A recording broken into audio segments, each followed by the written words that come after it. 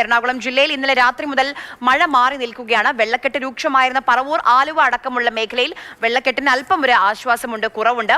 പറവൂരിലും കൊച്ചു താലൂക്കിലുമായി 2 ദുരിതാശ്വാസ ക്യാമ്പുകൾ ജില്ലയിൽ ഇതിനോടകം തന്നെ തുറന്നു പ്രവർത്തിക്കുന്നുണ്ട്. ഇന്നലത്തെ മഴയിൽ 19ഓളം വീടുകൾക്ക് ഭാഗികമായി നാശനഷ്ടം സംഭവിച്ചിട്ടുണ്ട്. ആലുവ, മണപ്പുറത്ത് ജലനിരപ്പ് മാറ്റമില്ലാതെ തുടരുകയാണ്. റിയ ബേബി നമുക്കൊപ്പം വിവരങ്ങളുമായി ചേരുന്നുണ്ട്. റിയ, പല പ്രേക്ഷകരും ചോദിക്കുന്നുണ്ട് കൊച്ചിയിലെ സ്ഥിതി എന്താണ്, പ്രത്യേകിച്ച് ആലുവ ശിവക്ഷേത്രമൊക്കെ ഇതിൽ വെള്ളത്തിലായോ, മുങ്ങിയോ എന്ന് ചോദിക്കുന്നുണ്ട്. നിലവിലെ ഒരു സാഹചര്യം എന്താണ്? മഴ മാറി നിൽക്കുകയാണോ ഇന്ന്?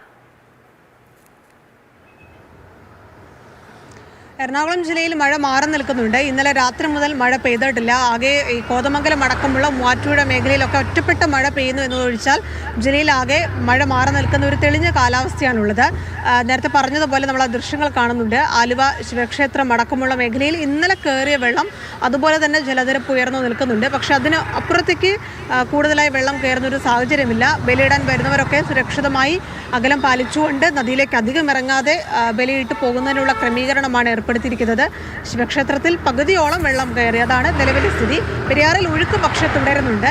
അതുകൊണ്ട് തന്നെ ഈ നദീതീരങ്ങളിലുള്ളവരോട് ജാഗ്രത പുലർത്താൻ നിർദ്ദേശം കൊടുത്തിട്ടുണ്ട്. യെല്ലോ അലേർട്ടാണ് എറണാകുളം ജില്ലയിലുള്ളത്. ഏറ്റവും ആശങ്കകരമായ കാര്യം എന്ന് പറയുന്നത് ഈ മലയോര മേഖലയിലൊക്കെ ഇടവിട്ട് പെട്ടെന്നുള്ള കാറ്റ് വീശുന്നുണ്ട്. അതുകൊണ്ട് ഇന്നലെ രാത്രിയൊക്കെ അത്തരത്തിൽ മരം കടപുഴകി വീണ അപകടങ്ങൾ ഉണ്ടായിട്ടുണ്ട്. അതുകൊണ്ട് ആ ജാഗ്രത തുടരണമെന്നൊരു അറിയിപ്പ് കൂടി മലയോര മേഖലയിലുള്ളവർക്ക്, ആ മേഖലയിലൂടെ വാഹനങ്ങളിൽ സഞ്ചരിക്കുന്നവർക്കൊക്കെ ആ ജാഗ്രത തുടരണം എന്നുള്ളതാണ്. അത് മാറ്റി നിർത്തിയാൽ തെളിഞ്ഞ കാലാവസ്ഥയാണ്. കഴിഞ്ഞ 12 മണിക്കൂറോളായി മഴ മാറി നിൽക്കുന്നുണ്ട്.